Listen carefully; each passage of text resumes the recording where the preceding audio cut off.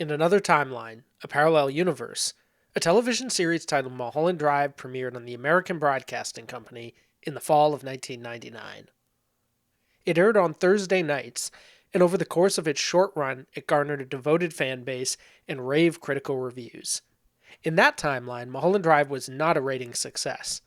After a half season, ABC canceled the series, leaving the show's many storylines forever incomplete, its characters stranded in a broken narrative.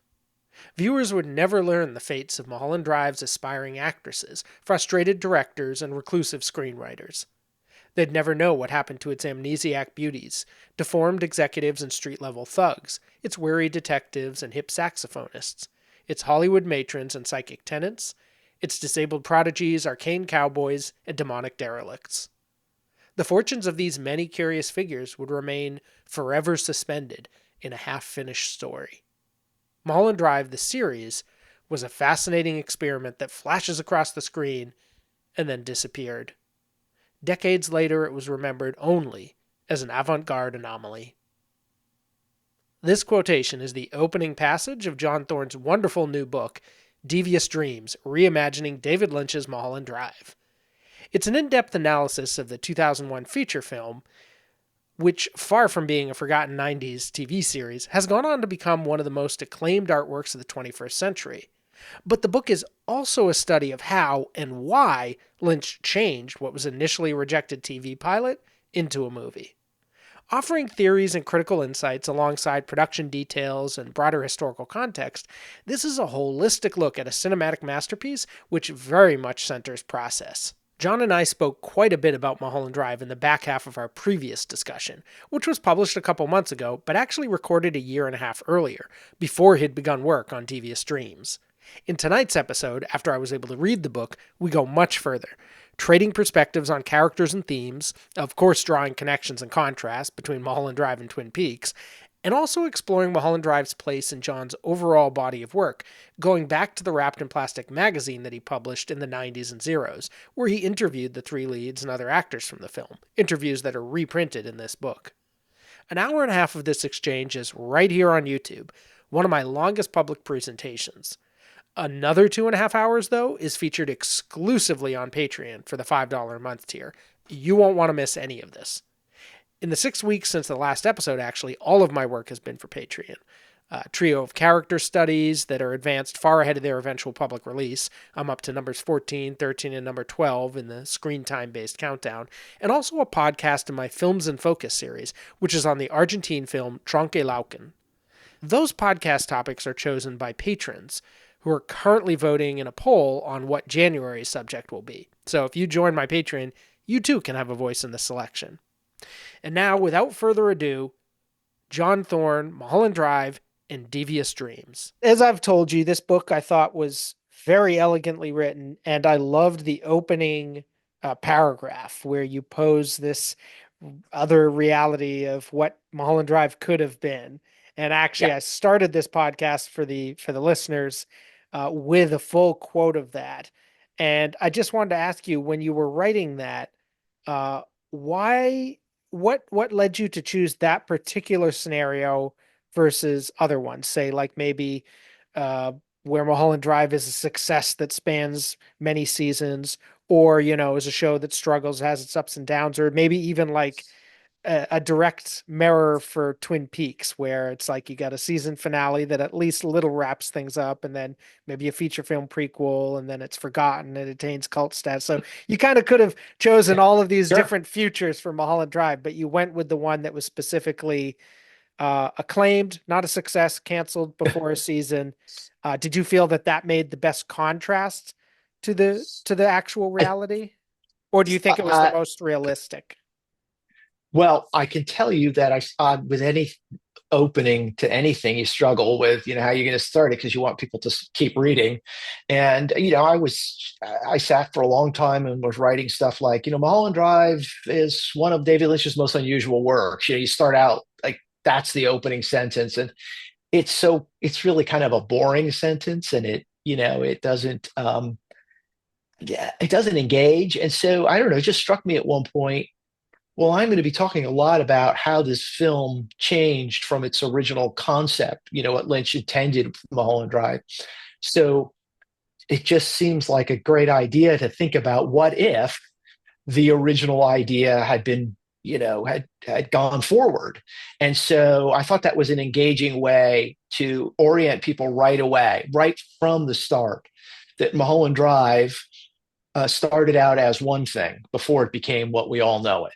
So that was the thinking there to pique the curiosity of people, perhaps, and make them think about the fact that maybe we're living in an alternate reality. There was supposed to be a different reality. Given the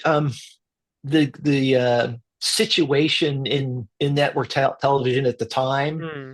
and what I know happened to the pilot, and the fact that Lynch in interviews seemed as if he couldn't conceive of the show being directed by anyone else, Hmm. that it just wouldn't be able to sustain itself. I mean, had Mulholland Drive been picked up, it's hard to really imagine. And I just sort of threw together the most likely scenario, I think, would have been that it would have been given some episodes. Lynch would have started directing. Maybe he would have reached out to some other directors, but uh, I just can't imagine that it would have been a success on network. What ABC was looking for at that time, given the economics of network television at that time, it seemed the most natural thing that it would have lasted a few episodes, maybe a few more than a few.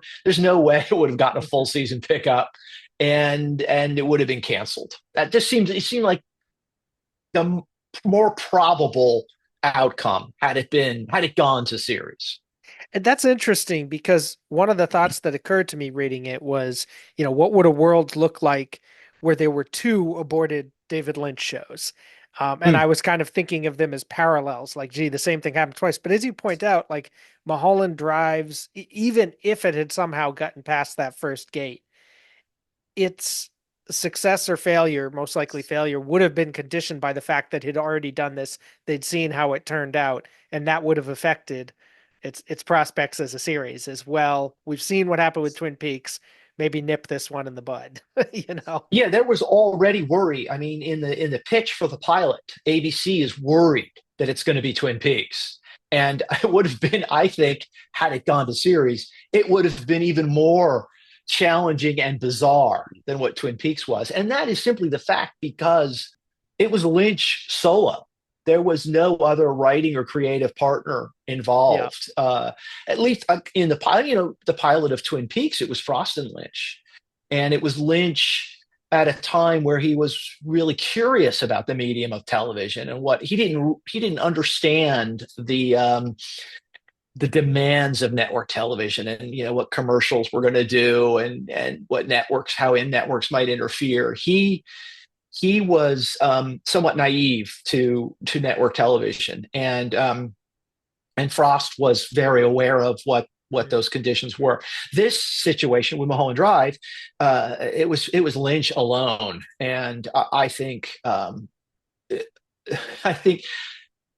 I just can't see how he could have done it on his own, because as we know from Twin Peaks, Yeah. Lynch was there and then he was not there. He was there and then he was not there, and he let other people take it, and then he didn't like what they were doing, and he wanted to they kind of come back in and try to redirect it. And so anyway, given all of that, I can't imagine that he would have survived in the network environment by himself for very long.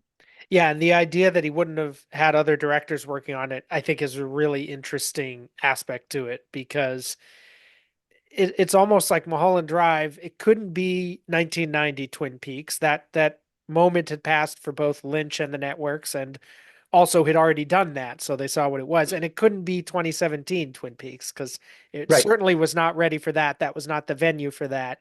For him to right. direct it like a film, deliver them a finished product, and so forth. So it does actually make me wonder if Mulholland Drive had gone to series, even if only a half a season, would we have a return, or would the Mm. sort of the two failures inform that? Would there be less of a Twin Peaks cult in the 2000s and 2010s because you had this other sort of mysterious object of Mulholland Drive or something, how would that affect, how would It, the it, alternate scenario you sketch out work for Twin Peaks, not just for it's Mulholland a Drive? great question. I said to my wife when I was talking to her about my work on this book, and I said it to a couple of other people too.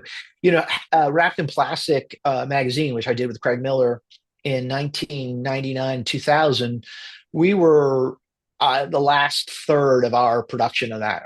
The magazine was beginning to wind down. We knew we weren't going to sustain it for a long, long time after that. Had Mulholland Drive become a series, however, Wrapped in Right. Plastic would have gone on a lot longer. We would have interviewed actors. We would have done episode guides. We would have done essays about this brand new, rich world. And I mean, it doesn't really answer your question, but I think the interest in Lynch and the ongoing story in the world of television would have somewhat been reignited among the Twin Peaks fans, among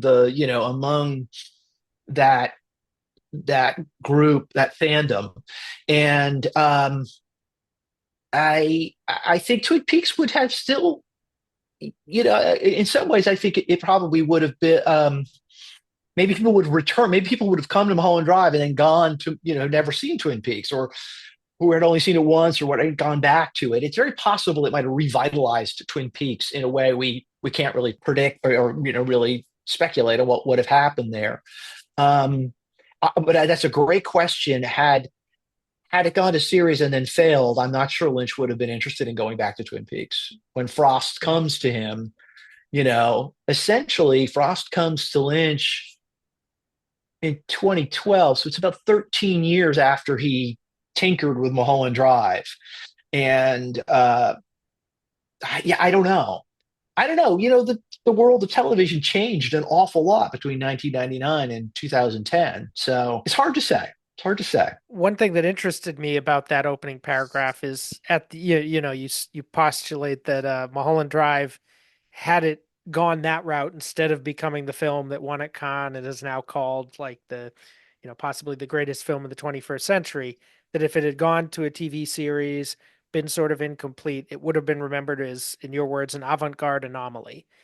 And Yeah, that too is an interesting contrast to Twin Peaks. I guess the question would be, that doesn't quite seem to have happened with Twin Peaks. I mean, it certainly came back. There was a cult around it. Um, I guess why do you feel that Mulholland Drive, had it been an unfinished series, would not have shared the fate that Twin Peaks eventually did in terms of its, after cancellation legacy? it's quite possible. I mean, really possible that had Lynch had the series failed, let's say it went 10 episodes, which is saying a Hmm. lot. Right. Lynch might have said, I'm going to make a movie now. I'm going to make a Mulholland Drive movie, just like he did with Fire Walk with Me, because Mm. he would have felt like it's incomplete. He wanted to return to it. So had that happened, who knows where Mulholland Drive would have then have stood. I mean, it might have broken out and become more than an avant-garde anomaly. It might have achieved even greater success than Twin Peaks. It's just so hard to say what Lynch would have done with it. I just felt like, given the pilot and given what we know about the dynamics with ABC in that moment, that the show would not have lasted as long as Twin Peaks did. It would Hmm. have been on TV for a number of months rather than a year and a half. And if you include Firewalk with Me in that whole thing, it's like 2.5 years of Twin Peaks in the public consciousness. It's sort of there, despite Firewalk with Me's poor reception. Um, I think Mulholland Drive would have come and gone much faster. Mm. And things, especially around that time, things are moving a little faster in the world of television than they were in 1990, because you have in 1999, Mm. when Mulholland Drive would have come on, that's when you have The Sopranos coming on Mm. HBO. Just And then thinking you that, yeah. have HBO sort of just saying, now here's where smart adult content is going to be. This is sophisticated material for television that you haven't seen before. when I say sophisticated, I'm saying, breaking through some barriers in terms of content, in terms of a little bit of storytelling. The talk in 1991 was that Twin Peaks, it's got to go to HBO. It's got to go to HBO. I wonder if Mulholland Drive might have gone to HBO. I mean, Mulholland Drive might have, HBO was pretty experimental back. They wanted something. And they might have said, oh, well, okay, we'll take that show and we'll let Lynch go. We'll give you 10 episodes. You get 10 episodes to tell a story. He would have loved that. It's a strange time. I don't know. You also have the fact that Twin Peaks at its height for a very brief period, say a month and a half, well, I guess going into the summer as well, because it had all that momentum going into the second season. It was a genuine like pop culture phenomenon. And it's hard to imagine that that would have happened with Mulholland Drive as well. So even if it had been a short season, something comparable to the first season, 99 to 2000 with everything going on TV and the fact that Lynch had already broken that barrier. Right. Yeah, it's hard to see that it reaches those same heights. I was kind of curious when you look at the two works side by side, not just the phenomenon of their creation, which we've been talking about, but as narratives.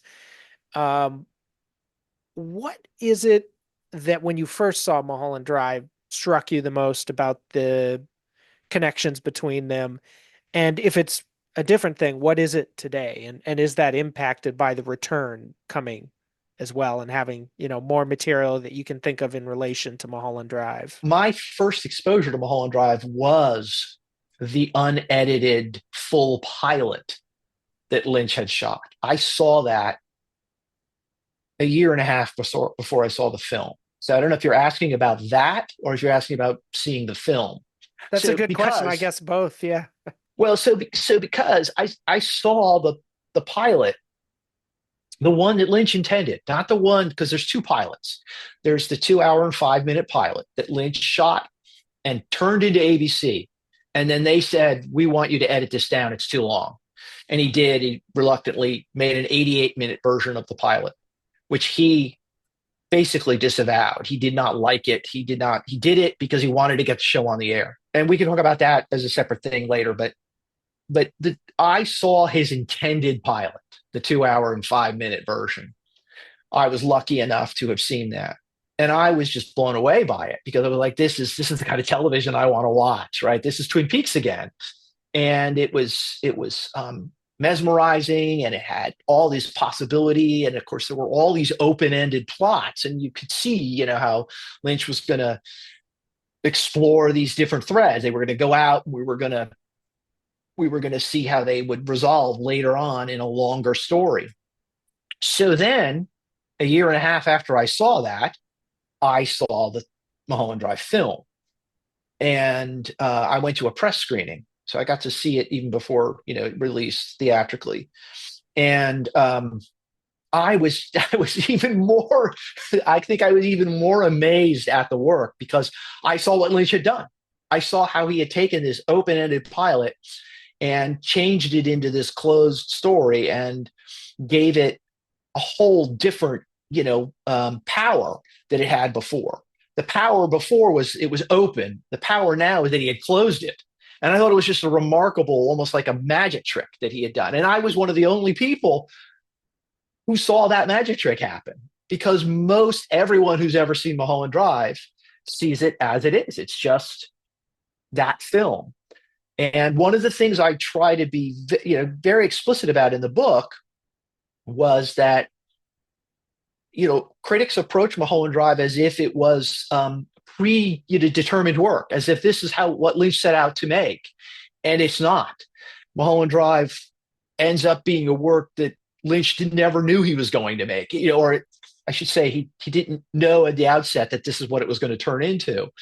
And I think to appreciate the power of Mulholland Drive, you have to keep that in mind, that it started out as one thing and it became something else. So what, if anything, has the return changed about your perspective on Mulholland Drive? I know initially you saw it almost as a TV show in a way.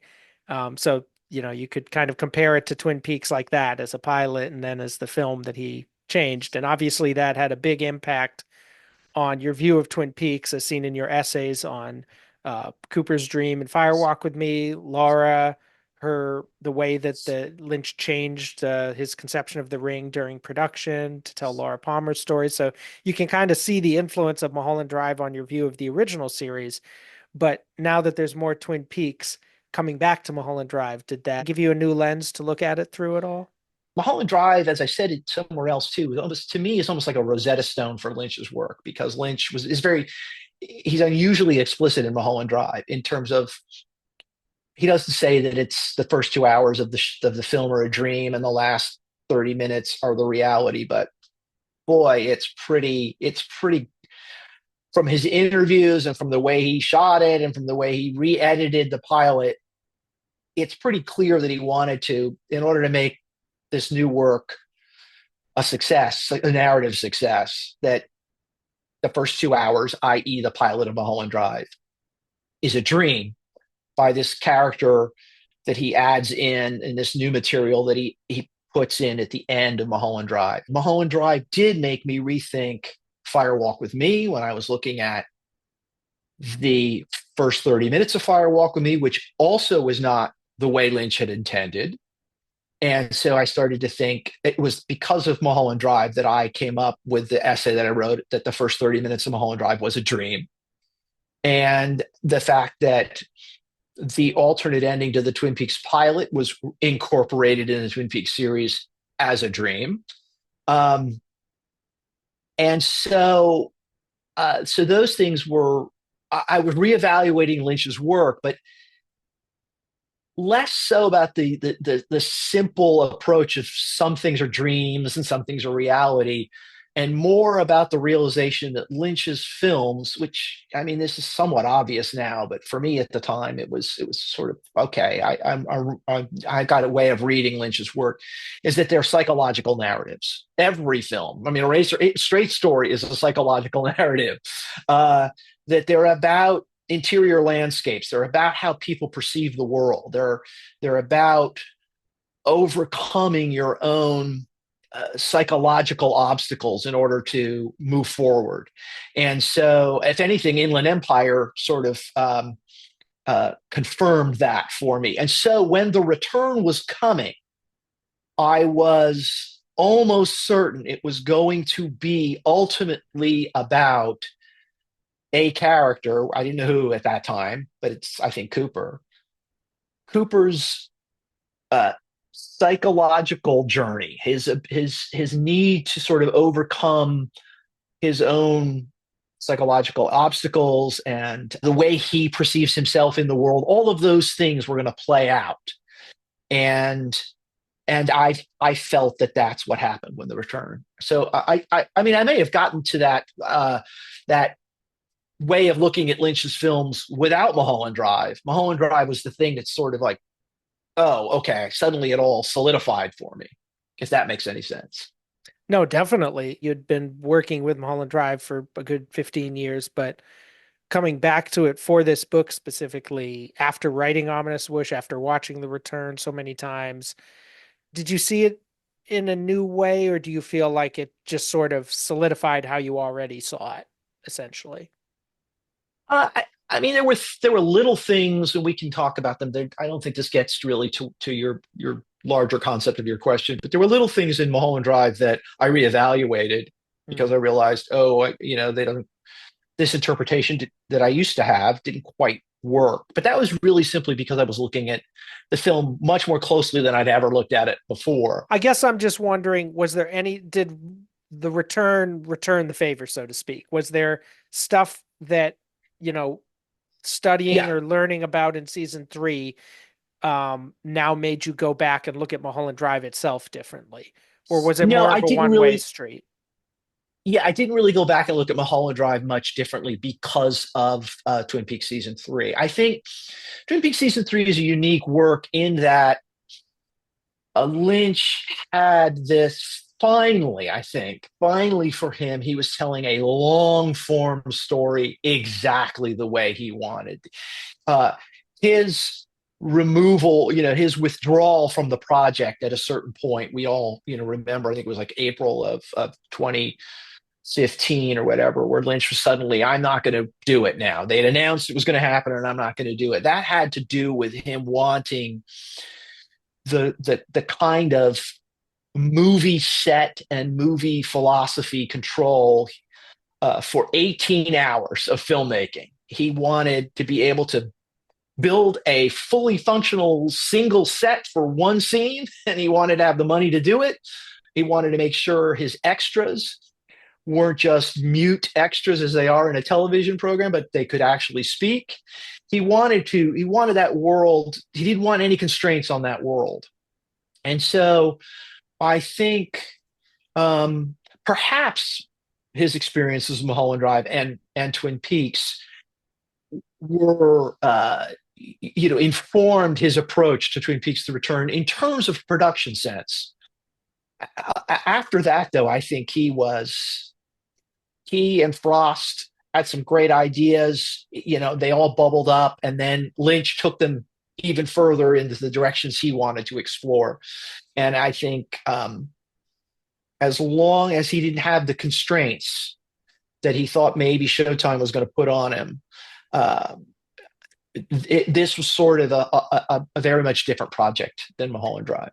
That's a really interesting point because so many of his films, and I think my favorite ones of his, maybe yours as well, I get the sense, were these like creations where the process was, it changed during the production, what he was doing, or maybe he figured it out in a way. I think you can obviously say that about Mulholland Drive, but it's true in a certain way of the original Twin Peaks cycle. It's certainly true of Inland Empire. And then, you have, I guess, Lost Highway is kind of the exception to the rule during that period. But in an earlier time of his work, you had Eraserhead, Elephant Man, Blue Velvet, things that were figured out in advance. Maybe there was some stuff that came out in the editing, but they were kind of designed to be what they ended up being. And so the return is almost a return to that in a Yeah, way.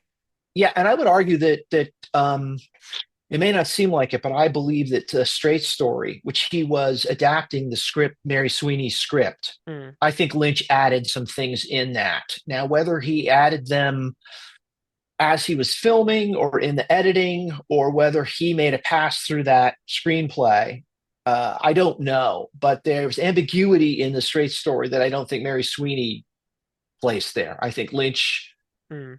Lynch went in and took what was very much a straight story, a very simple story of a man reuniting with his brother, and added in that psychological layer that might not have been there. And I don't know for sure. Mary Sweeney might very well have intended all of that, but there's a lot of Lynchian feel to some of that, particularly in that the last 15 minutes of the straight story. And to be clear, of course, when I say the return was planned and executed as it was, he obviously did add numerous things throughout that. And same thing with Eraserhead, really. I mean, The Lady in the Yeah, Radiator, which is like the crux of the film, came during his right. making.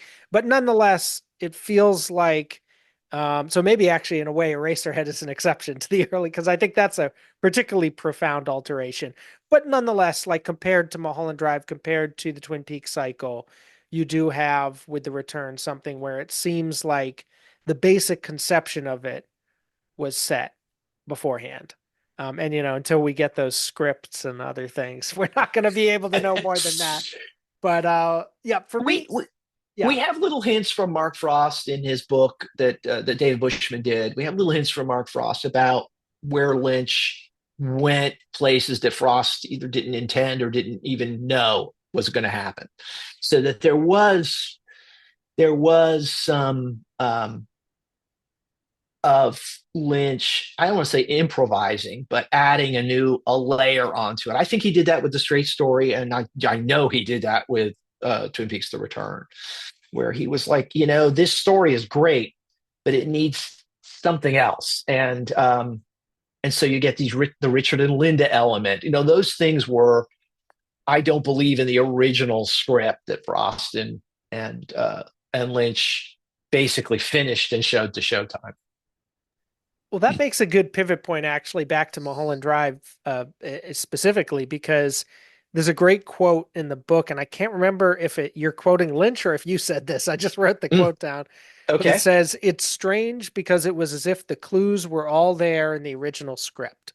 that's Lynch. That's what I thought. Okay, so Yep, that reminds me of like a Michael J. Anderson quote from a documentary yep, where he says he walked past Lynch's yep. editing booth and he heard him say, "Wait, freeze it, stop, pause it there." And there was a moment of silence and he goes, "So that's what I meant by that." Like there's Yeah. just an element in Lynch Yeah. where it's there beforehand, but he almost has to discover it through the telling. Yes.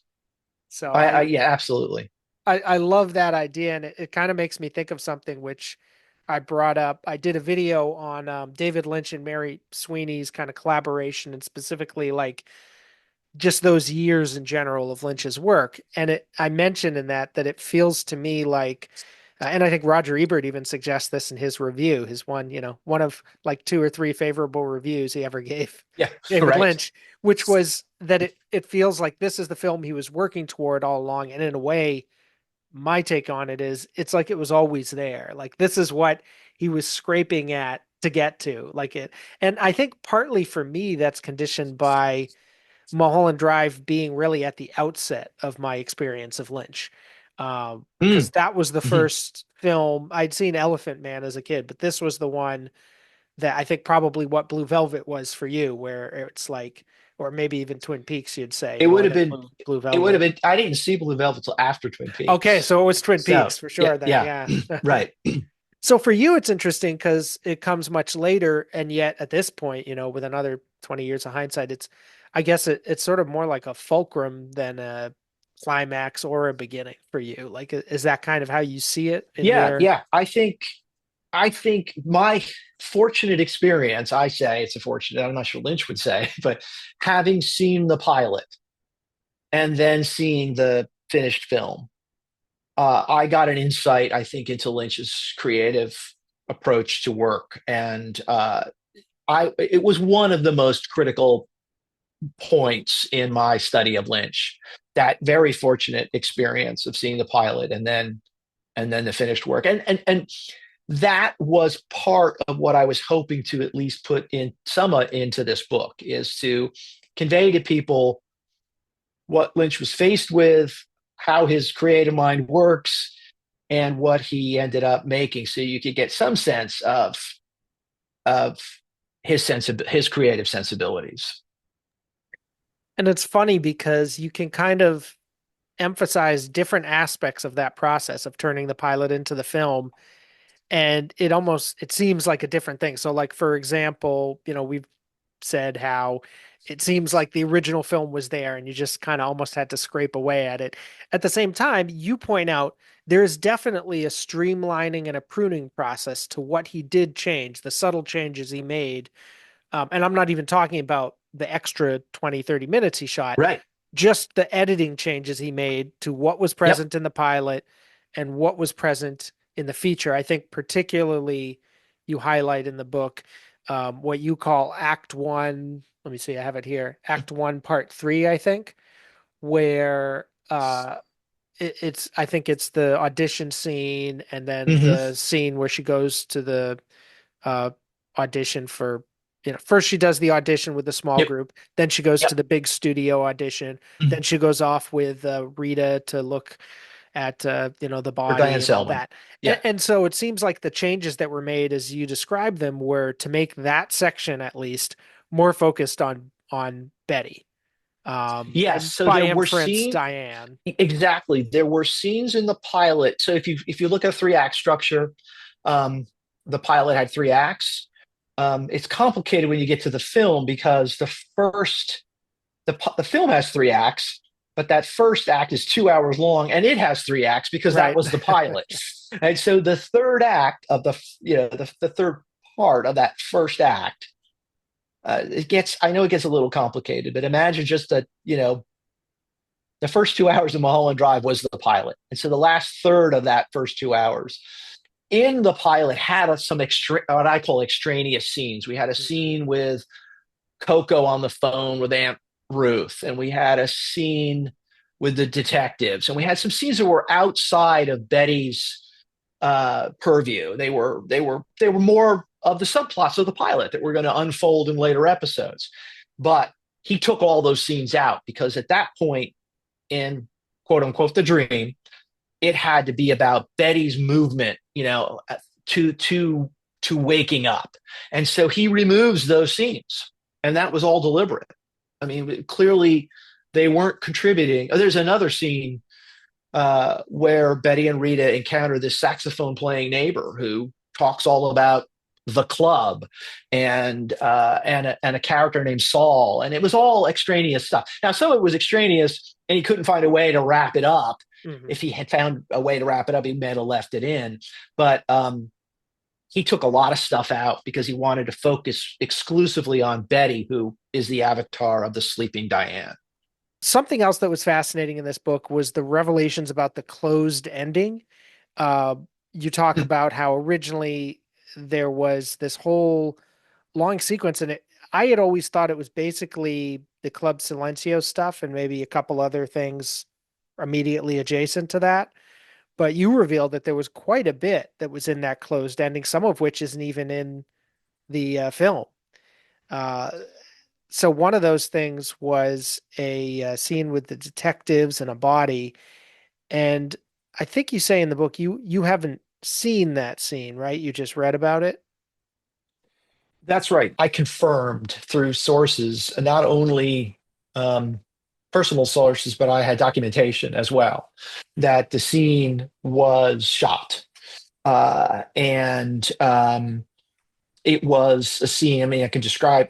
Okay, again, that scene was not included in the pilot I saw. The pilot I saw was the one Lynch had hoped would air on American television. Hmm.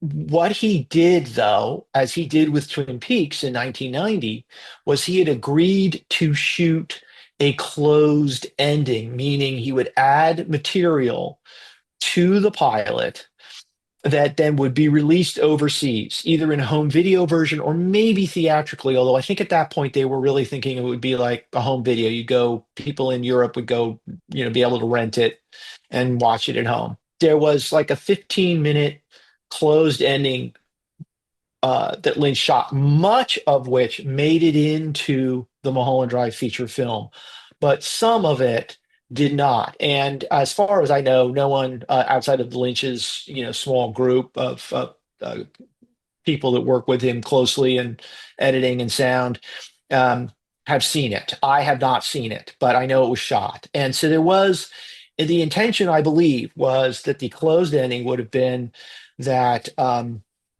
Rita and Betty go to Club Silencio. We see all this. And then Betty disappears, just like we see in the film when Rita opens the box.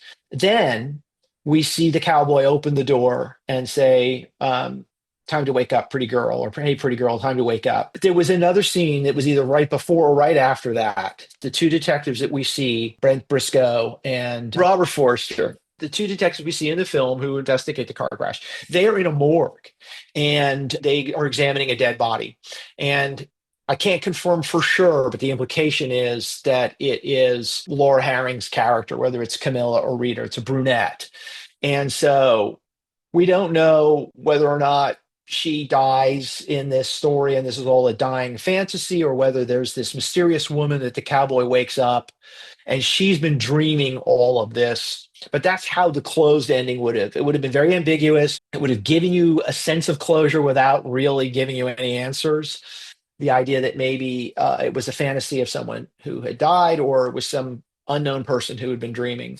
Just simply Lynch's quick way of sewing it all up. But as I say in the book and go into some detail, that version, that closed ending version of the Mulholland Drive pilot film was not satisfactory for Lynch when it came to releasing it theatrically. When the French film company, the Studio Canal Plus, came to him and said, "We want to make it a film," Lynch then felt the need to add new material. We can go into the whys of that, but that is a quick summary of what the original closed ending was going to be. It also would have made the fact that they pull a gun on her in the limo kind of a non sequitur. So it wouldn't have been that dramatically satisfying because the whole thing is, wait, why were they trying to kill her? And then you go, oh, it doesn't matter. She died in the limo accident and the rest was a fantasy, or would be the implication, you know? Yes. And so that's kind of a drawback of it. Um, but it is interesting that that idea of it being somebody's dying fantasy or dream or or whatever was present at that earliest stage before it was going to be a feature film, but it was to be Rita's dream or Rita's fantasy rather than Betty's. And I think you point out in the book that what he did, it's like a much richer, more compelling way to go with it, I think. Because you have that gap. It's not like, okay, this character can't remember who she is. Well, she's really dead. It's like, no, this character is this innocent, this starry-eyed, dreamer, and she's the one that and her, her reality is going to be a total contradiction of that. And that's like a much more interesting idea to play with dramatically, I think. Yeah, without a doubt, the original closed ending, whether it had been a dream or a dying fantasy, didn't answer the fundamental question I believe Lynch needed, which was why was this Mhm. dream happening the way it was? He Yeah. needed to explain the mind behind the story. He needed to create a the circumstances that would lead to this dream. We had to have something satisfying. As an audience, we had to come out with whether we got it or not. I mean, because I think it's on a first viewing, it's very difficult to get, but Lynch needed to establish the mind behind the story. Why would someone have this dream, or at least have this fantasy, or how does it connect?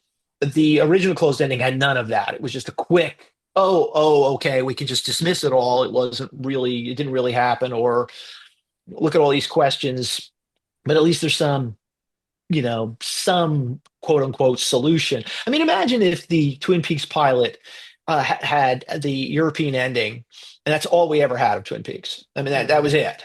It would be interesting, but we all the questions that had been raised in the 2 hours leading up to the death of Bob in the basement and the one armed man, and then we jump ahead 25 years to this strange room where Laura Palmer talks to Cooper.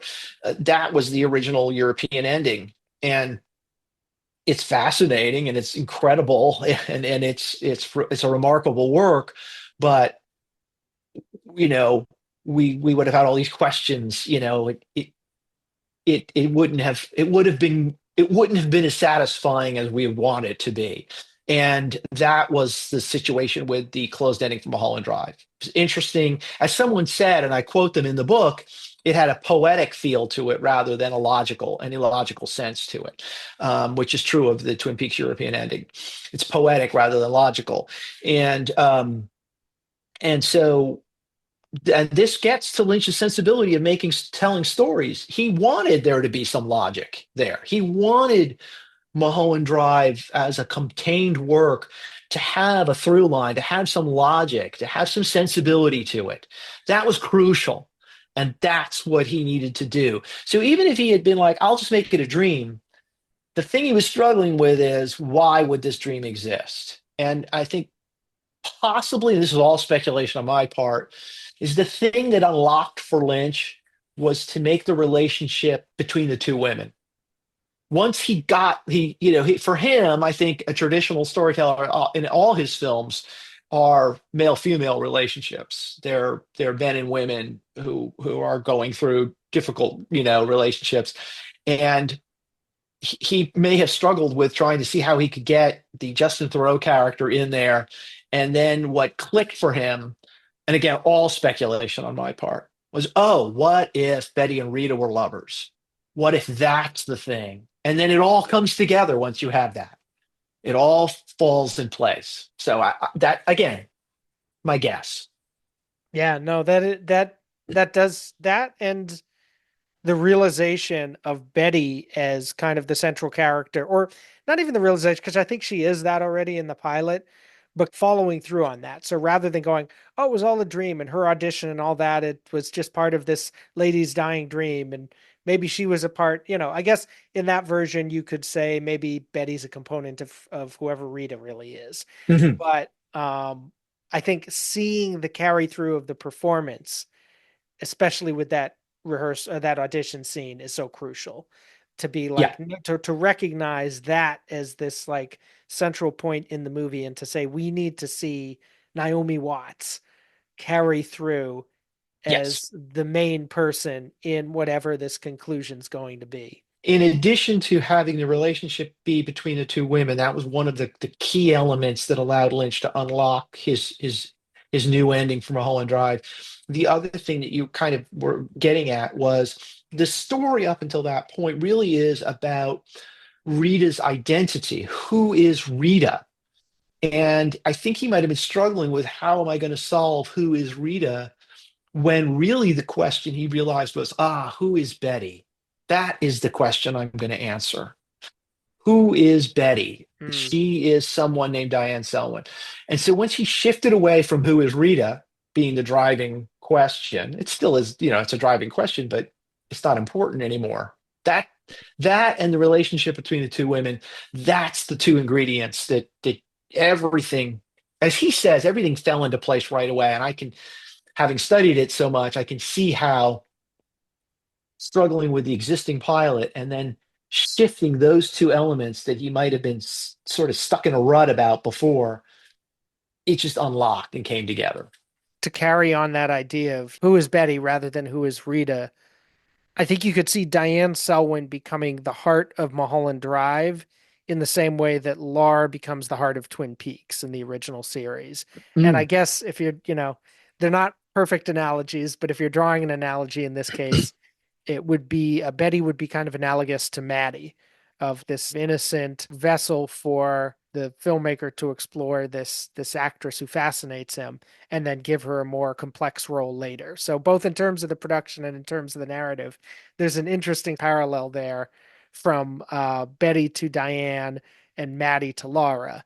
And in yeah. that case, I guess you'd see Betty's, or the scene in Club Silencio where she's crying and then she disappears in the home and we go into the blue box, almost becomes the equivalent of Maddie's murder on the show, except in this case the killer is revealed as the victim.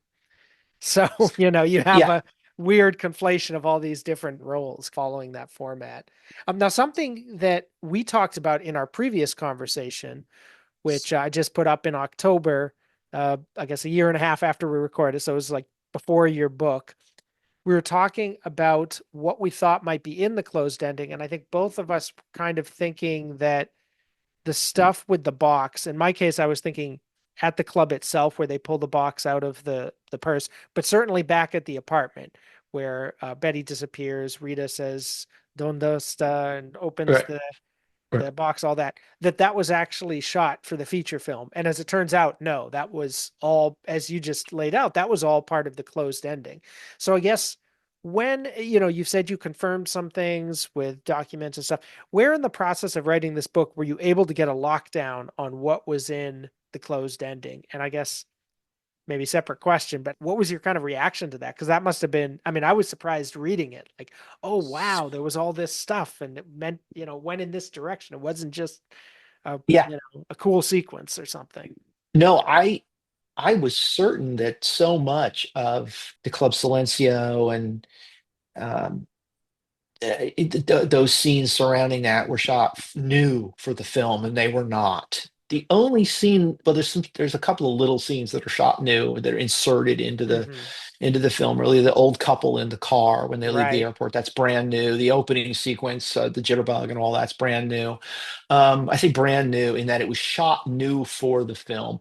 Um, uh, the main insert that's new is the love scene between Betty and Rita in bed, where, Betty kisses Rita and she says, I don't, have you ever done this before? And Rita says, I don't know. Have you? That was all shot new. But the scene where they go get the cab, where they're on the sidewalk and they're hailing the cab to go to Club Silencio, and all the shots of the cab driving through the city and across the bridge, which I found was a critical scene because it's a bridge crossing. So it's leaving one world and entering another. It's a liminal, it's a border crossing. That was all shot for the closed ending for the what would have been the pilot's European release in 1999. All the Club Silencio was shot for that closed ending. Then the scene when they come home to Aunt Ruth's apartment and open the box, and Betty disappears, and the cowboy opening the door and saying time to wake up. All of that was shot for that original closed ending. So I was very surprised. And I confirmed it. I had a source who was able to confirm it, and I had documentation. I had the shooting schedule. I saw the dates those scenes were shot. I know where they were shot and on what date. So I know it happened. Lynch really, really liked some of what he shot. I think the Club Silencio scene, which is probably my favorite, all-time favorite Lynch scene, the whole thing. Rebecca Del Rio singing, Richard Green as the magician, and then the crying in the balcony, and the finding of the box. That is just such a powerful and beautiful scene, and I love it.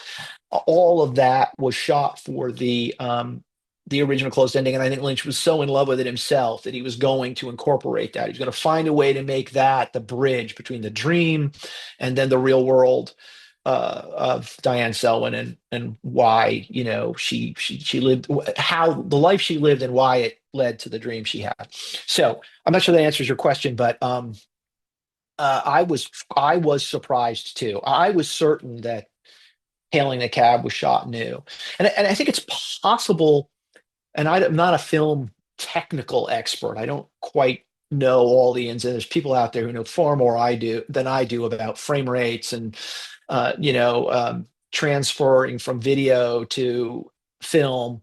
It's possible some of that footage never got transferred to become for the video version of, because again, they delivered to ABC a videotape version of the pilot. Some of that, and it was all shot on film, so some of those scenes, they have a different look to them. They have a different depth, a different color quality to them, which is what made me think they were shot new. But they just may never have gone through some transfer processes. If that makes any sense, and I'm not even sure it does, to be honest with you, whether that's even the answer. But the quality of the film in the love scene and the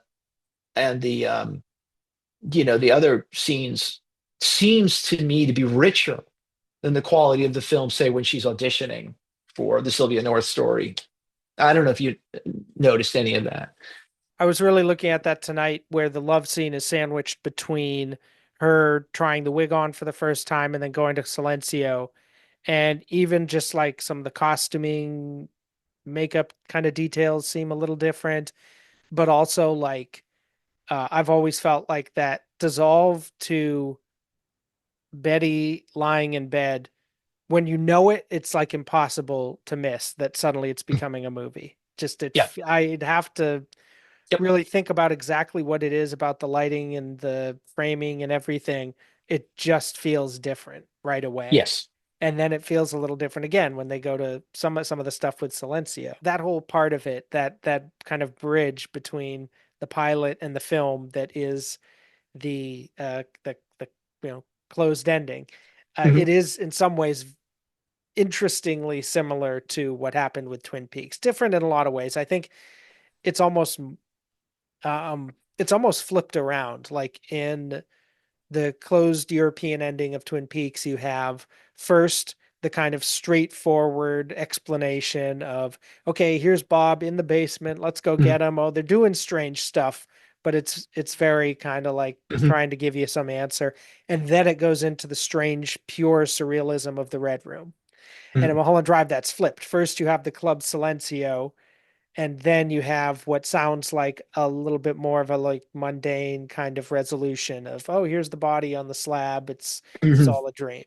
So it's interesting that they mirror each other in that way. And then also with the Red Room, you have this and also the stuff with Bob and Mike, you have the creation of the whole mythology that then so much more of Twin Peaks spins out of, even though it was Yes. supposed to be this throwaway thing. And same thing with Silencio, with this idea that maybe it's somebody's dream, with the Betty disappearing and this weird stuff that then becomes the seeds for the whole last part of the film. And also, I guess we should mention the Winky scene was shot for the pilot, but not in the pilot, right? The Winky scene was in the 2 hour, 5 minute pilot. Okay, right. Yeah, It you was mentioned there. that before. You told me Yeah. that. Yeah, He took it out for the for 88 the minute 88 minute. version, which Okay. again, the network gave him a whole bunch of notes. Yeah. And one of the notes was take out any character who only appears once. Ah, Um, now, some interesting. characters only appear once because they're with other characters who appear multiple times. But Yeah. for example, Lainey, the prostitute, it's on the street Yeah. with Joe, the hitman. But that scene at Winky's, that those characters never appear again in the later anywhere. And they only appear once in both the original pilot and in the film. And so when he had to cut the 88-minute version, and this was again, the network wanted to be able to show it in a 2 hour time slot with 12 minutes of commercials. They insisted he take that out. He took that scene out. But I had seen that scene in the original pilot. It was just one of the great scenes. I mean, it's such an important Hmm. scene. And I think that speaks to Lynch's masterful creativity, is how he made that essentially the crucial scene Mm. ultimately of the film. The argument I make, and I know there's other interpretations, and of course they're valid, and there's all great ways of looking at it, but that scene of this evil force perhaps lurking behind the diner, and it's Diane's way of acknowledging that she's committed an awful act when she commits to having Camilla killed. And it's as if she sold her soul to the devil, metaphorically speaking. It symbolizes that she's given in to evil impulses. And as I've said, and you know this, we've talked about this before. We can see this again and again in Lynch's film when someone hurts someone else, when someone inflicts pain upon someone else um, in Lynch's stories, they pay a price for that. Jeffrey hits Dorothy in Blue Velvet, and he pays a price for doing that. And there's other examples. And interestingly enough, in Fire Walk with Me, Laura is tempted again and again to hurt someone, and she pulls back every time. She almost, leads Donna into rape in the pink room. And then in the last minute, she saves her. I think, that leads to Laura's redemption in Fire Walk with Me. She is a good person. She's not going to hurt anyone else. It's all tied up. There's all kinds of great stuff to unpack there.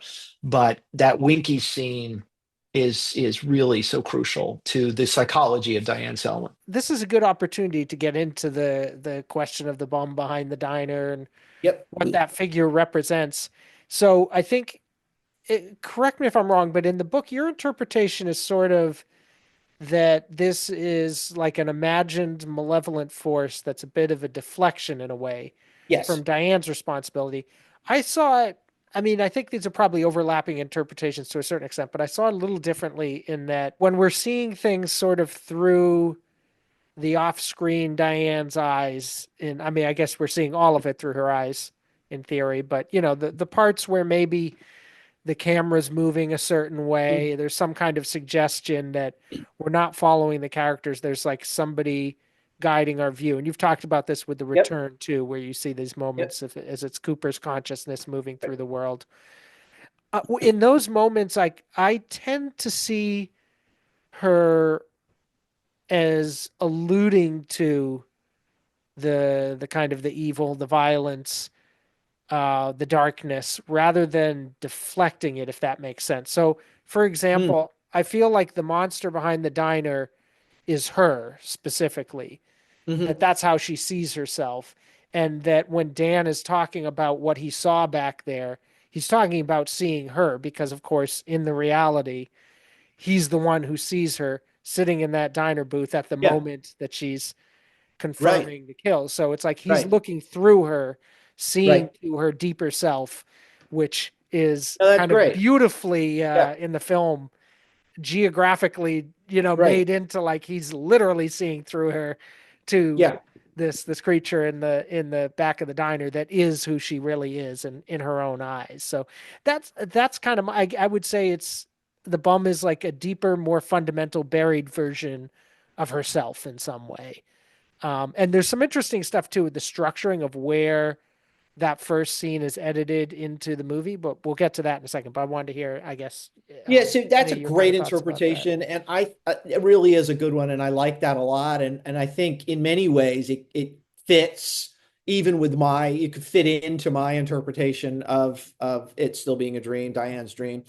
The thing that and I hadn't really considered it that explicitly, which so I'm not I'm not going to say that I thought about it and dismissed it. I wish in some ways I could have incorporated some of that idea into my book, um, but it wasn't until I really studied the last diner scene Hmm. that I got a little bit my thinking about the bum and Diane got a little more complicated and but also a little more crystallized. Um, so the last scene, the scene of Diane hiring Joe to kill Camilla, which occurs at the very end of the film, there was a lot of things that came to me that I hadn't seen before. Um, One really important thing was why Joe laughs Hmm. when Diane was looking at the key and she says, "What's it open?" And then Hmm. he laughs, and the laughter echoes into a dissolve. We dissolve from Diane to the bum holding the box. And for me, that all of that scene was it had to be there had to be some theory to that. There had to be some explanation to that scene. And I really wanted to come up with, wanted to think about what was Lynch trying to convey there. And I think that Joe is laughing. As I say in the book, I think Joe is laughing because Diane is asking the wrong question. It's not what does the key open? It is what has the key locked away? What has Diane abandoned in herself and Hmm. locked away? Because it is at that moment that we get a dissolve. We don't cut, we dissolve to the bum as Diane is sitting there. And so I interpreted that to mean that she was at that moment coming to realize what she'd done, the gravity and the magnitude of what she'd done. Because Joe's very explicit. He says, once you hand me the money, it's a done deal. You can't, there's no going back. It's another one of those thresholds. So she commits to harming Camilla. I mean, literally killing Camilla in that moment. And that act is the act where she sells her soul, where she is now irredeemable, I guess. And she it what's the word I'm looking for? She encapsulates that feeling by showing this demonic looking creature holding a box. And so I thought, well, that is what really happened to her. She actually saw that in her mind. That's how she was registering what she'd done, the magnitude of what she'd done. And so naturally that would occur again in her dream, that she would and maybe in her dream she's trying to get away from it. And so she's having Hmm. Dan dream this idea that there's this other force, there's this other thing. It wasn't me. It was something else that made this happen. And she's trying, you said it's deflection. She's trying to that, and that's the way I interpret it. But your interpretation is great. I love it. And so there's complexity there, and there isn't necessarily a simple answer to it. It's all tied together, but I do think it's connected to her guilt, to the guilt of what she's done. This was a pretty big thing that she set in motion. Yeah, no, I love the idea of maybe she's trying to get away from it because, again, if you think about it geographically, and this is another thought that was sort of spurred by like reading the book and writing these notes and stuff. Um, the bum is behind her, and what's in front of her is the waitress with the Betty name tag, who Yes, she leaps into. So it's yes. like she's fleeing from the monster into Betty in her dream. So I kind of love that idea too. Yeah. But yeah, so this I want to talk about the sequencing of that scene where it occurs in the film because to me that's kind of one of the fascinating things about this idea of that as being some kind of primal vision of herself where I did a video a while back on David Lynch and Mary Sweeney. I was choosing different sequences of films that Mary Sweeney had edited because I thought I'm doing this whole all these several chapters on their collaboration, and she's an editor. I should let some of the editing speak for itself, or at least if I'm going to talk, Yeah. like talk during a long minute long sequence or something. And I didn't want to put the whole scene of the Winkies thing for a couple reasons. One of which is it's almost like too narrative for that purpose. Like I didn't want Mm. to drop in a dramatic scene and just talk during it. I almost wanted to pick scenes where you could kind of see the stitching together of different elements. Uh-huh. And so I began it with the creature coming out from behind the diner. Like that's the Yeah. first shot of Hmm. the long clip, and it goes through all the different phone calls, which Yeah. ends then with the ringing phone and what turns out to be Diane's Right. bedroom, as we find That was out a at the that's a end. new Yeah, scene too. exactly, which That one little bit. That one yeah, bit. But anyway. you're right, that this idea that he tied it in so explicitly to the end of the movie. And as it's ringing and she doesn't answer, that's when we meet Betty. Yes. And so as I was kind of viewing this rather than as like a bridge between two distinct sequences, but almost like a sequence in and of itself, I kind of realized I gave a title to each of these clips, and that one was called From Monster to Ingenue, because we're almost kind of seeing the transformation from Mm. the bum Sure. into Betty Oh. through that sequence of phones and, Lynch with Yeah. No, that's electricity and great. telephone calls. So that was all in the pilot, other than that one shot That that one is shot. her. And Right. it's interesting how, And it was in a different place in the pilot. That's important too. He right. Okay. moved So the it. phone calls were not Yes. between, they didn't bridge Right. those two scenes. Exactly. Oh, see, I love it even more now.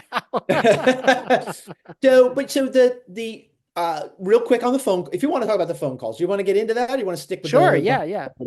so that sequence of phone calls is such a great scene.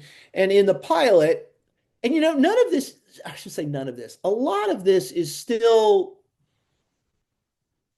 available for anyone to research because the script for the Mulholland Drive pilot is online. People can go and look it up. Maybe it's gone now, but it certainly was available to me when I was writing the book.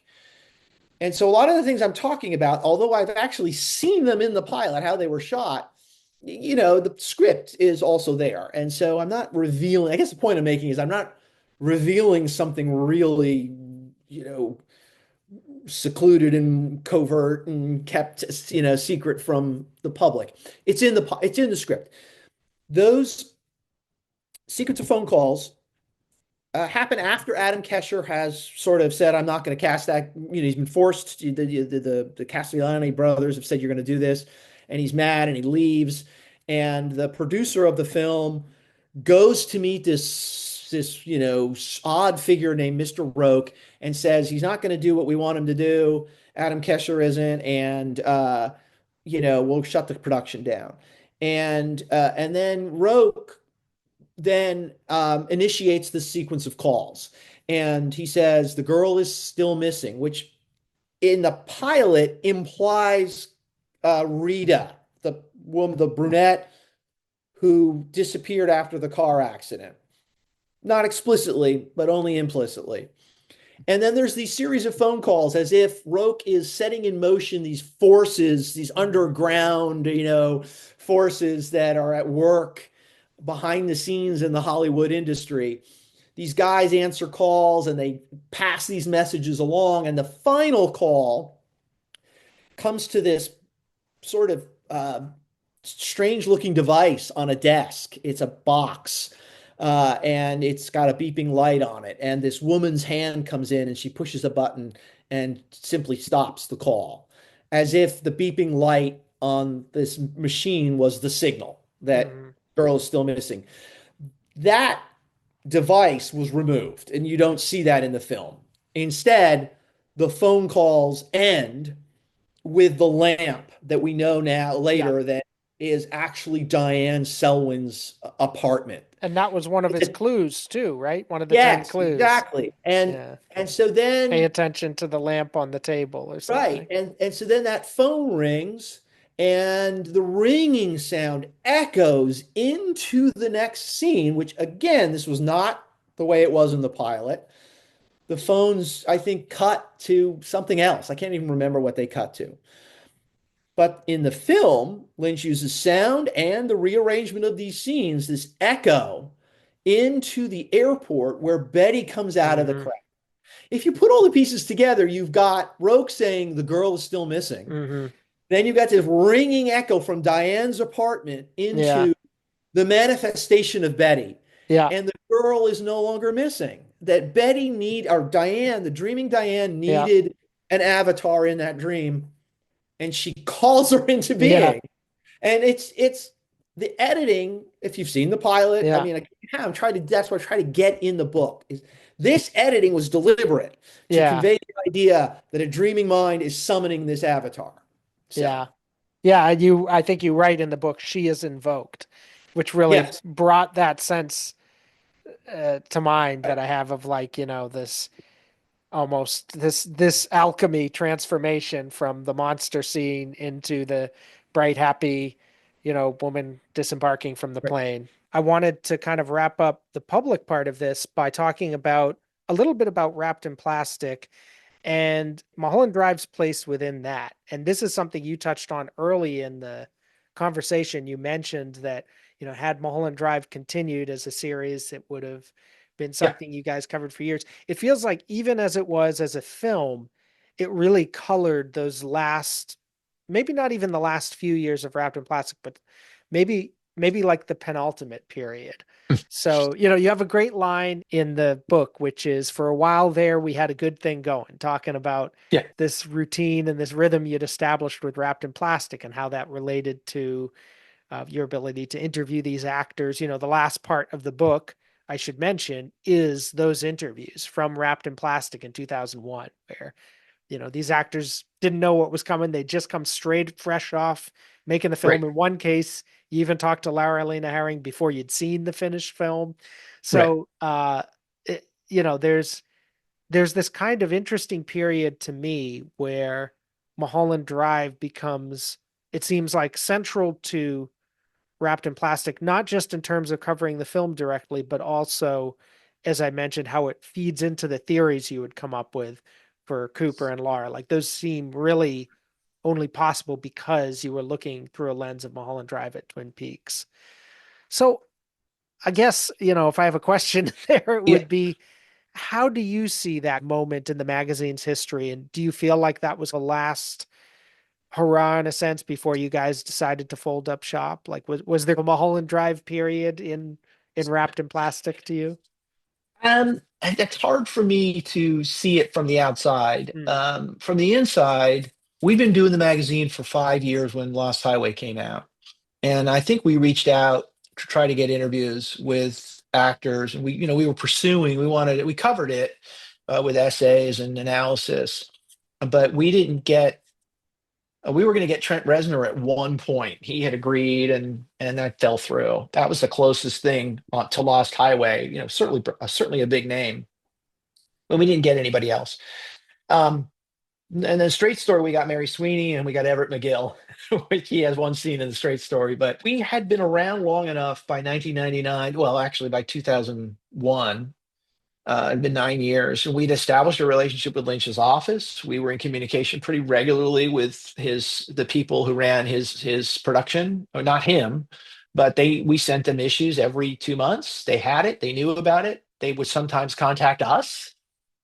So when Mulholland Drive came around, they made sure we got a press screening to go see it before the public, and they got us the interviews. We got interviews with, again, as you say, Naomi Watts, Justin Theroux, and Laura Elena Herring. I think they felt that we were serious and significant, and we were reaching an audience, and so we managed at that point to get those interviews. Now Lynch didn't have any major project after Mulholland Drive. It's Inland Empire.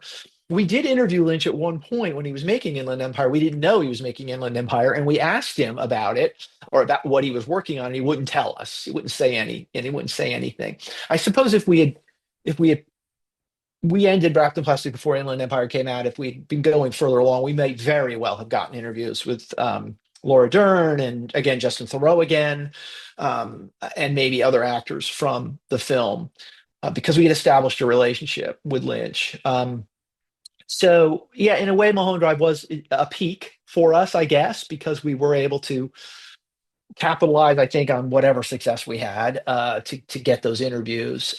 We did get lots of interviews with more Twin Peaks actors after that, but those probably would have happened anyway. And you're right too. I think a study at the time of Mulholland Drive, and I'm fortunate in having seen the pilot. My writing, my critical thinking of Lynch's work changed. It was after Mulholland Drive that I wrote the Dreams of Deer Meadow essay, which Cooper was dreaming the first 30 minutes. And then I wrote a long essay about Laura Palmer later on. I think if we hadn't been digesting Mulholland Drive like we were, some of those essays may not have come along. So I do think the magazine improved after that. That kind of ties into what I was going to ask you next, which is, do you see different phases? And I know you said it's somewhat hard to see from the inside, but I guess looking back on it, or even at the time, like one of the things that I do on my site is I have an archive of my work and I divide it into chapters, and I very much am like, this was this period. There's I Hmm. think 40 or 50 at this point over the 15 years. I can see very distinct, both in terms of what I was working on, but also just what my thinking, where my orientation was at the time. So do you see that with Wrapped in Plastic? Can you look back and say, this 2 or 3 years we were in this direction, this 2 or 3? I'm sure they bleed into each other, but do you see that somewhat? I've looked back on some of the early stuff that I've written in those first 20 issues, and I just can't. I mean, it's awful. It really, I think it, and I was doing grad school work at the time. I was going back to school to get my master's in television production. And, um, I was like inserting all of this crazy theory stuff. I was just, I don't think I was quote unquote showing off. I think it was just like, I had to sort of unleash it, and it didn't fit a lot of what I was writing. Um, but I was also reading a lot more critical analysis of various works. I was reading, essays about films that were just coming out. Things like Eyes Wide Shut that had come out in 1999, and other important works. 1999 was an incredible year for film, and I was just consuming critical analysis of it. And that was certainly a big influence on how I started to approach and analyzing film. I was like, okay, that in the graduate work, making the argument, researching, supporting the argument, and trying to make it readable. So again, I'm talking from the inside, but I know it was later in the run where I felt my writing got better, and Craig and I were thinking differently. I felt more like more serious critics, I guess, rather than just fans. Because when we started Wrapped in Plastic, it was really fanish. We love Twin Peaks; it's the greatest thing ever, and we were writing about it from that kind of point of view. And that shifted into more of a serious kind of analysis and grounded, researched work later on. To continue with the Wrapped in Plastic thought, just a quick question, I guess. Did you feel like you were entering your last phase in the last couple years? Did it feel like it was kind of ending, or did it end kind of abruptly to you? It felt like it was ending for sure, because we did change our publication schedule from bi-monthly to quarterly because the sales were starting to drop off. The internet was really becoming a big thing. People were getting news, sharing news on the internet. That's the time where all magazines started to lose sales. The interest in Twin Peaks had waned a little bit. We felt like we were struggling a little to get something new. I think Mulholland Drive would have revitalized us. I think there's a lot more to say about Twin Peaks than we were just maybe getting a little burnout on it. And you got to remember, so an issue of Wrapped in Plastic, and I know we're getting close to the end here. An issue of Wrapped in Plastic, we do one every 2 months. It was 6 weeks of work for every issue. So we had 2 weeks off in between every issue. Like I'd take a break. I could go do some stuff. I'd read, I'd watch, go to movies, and then we'd start again. And that was for like 12 years, And so I remember when we decided to end it, I was relieved. I'm like, okay, I need a break. But I think we could have come back. We would have come back. We would have stayed longer if Mulholland Drive had been a series. And if Craig had been around, sadly he passed away, we would have resurrected a Wrapped in Plastic for Twin Peaks: The Return. I guarantee it. So, here's something to think about as far as timelines and time spans go. I was thinking about this tonight. The year that I interviewed you about Wrapped in Plastic and how kind of far it was in the past and looking back over it, that was 2014. At that point, the magazine had been gone for 9 years. That interview, which is also the year that The Return was announced, Twin Peaks came back, this new phase of Twin Peaks began. That year was closer to the ending of Wrapped in Plastic than it is to the present. So Yeah. that was 10 years ago, and that interview was 9 years after the end. So it's just fascinating to look back and think what must have seemed at the time, maybe not, but I'm guessing to you that gap between the end of Wrapped in Plastic and the return, really in the grand scheme of things, was kind of a small little intermission in this much longer Twin Peaks Lynch journey for you. Yeah, and I'm Does it really feel glad that that way, or?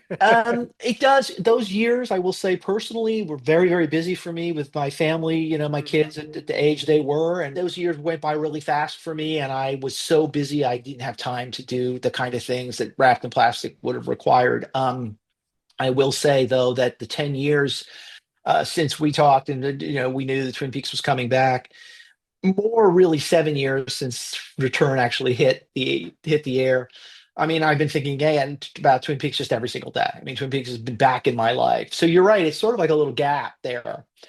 But for almost 30 solid years, not a day goes by that I'm not thinking about Twin Peaks or David Lynch works. So it's really kind of been an unusual life in that regard.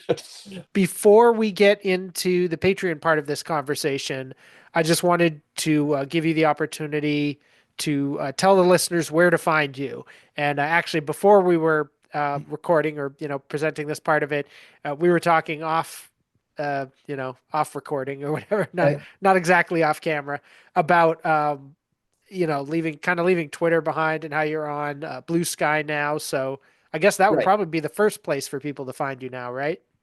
Yes, and I encourage anyone who's listening to leave Twitter and go to Blue Sky. Although I've had some people push back on me and said I'm not going to leave, and it gets very political very quickly. I left for lots of reasons, and we don't need to get into it. I'm over on Blue Sky, so if anyone would like to contact me or follow me there, anyway, you can find me on Blue Sky, and I'm also on Instagram. Uh, and those are the places. Just look up John Thorne or Twin Peaks. And the nice thing about Blue Sky is there's these things called starter packs, and what they are is just a list of people who are interested in a topic. And so you can look up the Twin Peaks starter pack and follow everyone or selected people from it. And I own that starter pack. I created it, so you can go look it up. You'll find me, and you'll find links to lots of people you probably recognize on Blue Sky who are Twin Peaks fans, and you'll just cultivate a quick Twin Peaks community there. Yeah, I've been hearing from a lot of people. There's like a sense of getting in on the ground floor a little bit, I feel like, with Blue Sky. And I think I know with Twitter, I've kind of stopped posting there. And honestly, I felt like the problem started.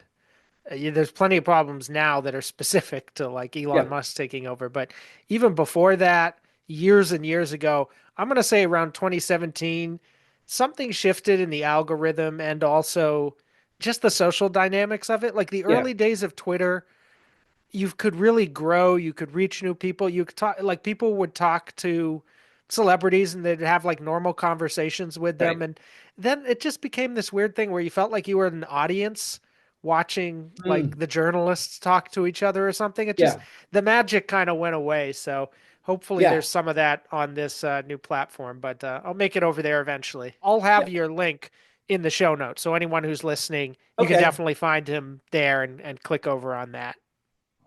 Great. So, to get back to the conversation, one thing I wanted to start with is this, or continue with, is this idea of Diane and who her character is, even though we don't see her for much of the film, except mediated through Betty and other characters. You describe something called the discourse that differs from story. I think it's basically, if I have this roughly right, it's the particular way that a story is told. And you say at one point that this is a quote from your book, we derive Diane from the discourse. So I'm kind of curious to hear more of your thoughts on that, and also specifically how it might relate to some of the Twin Peaks characters that arguably are, you know, that arguably exist without us seeing them directly, at least for a while, like Laura Palmer, or for that matter, Judy. And that's it for the public part of this discussion, but we're going to continue on Patreon with much more. 2.5 hours, actually, almost, I think, 2 hours and 40 minutes, it's closer to, of talking about characters like the cowboy, the old couple, Adam Kesher and his relationship with Betty/Diane, what the audition scene means, all kinds of stuff that we get to dig into there. And in addition, we talk about a whole lot of sort of more minor points about the movie, also why John is currently interested in the missing pieces and thinking about that piece of Twin Peaks, and all of this extra material that you can listen to for $5 a month. You'll also access the whole archive, including tons of other conversations I've had with John, both on the Twin Peaks Conversations podcast and even earlier. I'll have links to that as well as our public conversations in the show notes. So check all of that out and make sure you get John's book, Devious Dreams. It's a fantastic look at Mulholland Drive. If you haven't already got that sense from the discussion we've had, you certainly get it from the rest of this discussion as well. So thanks for listening. Tune in to the rest and make sure you get that book.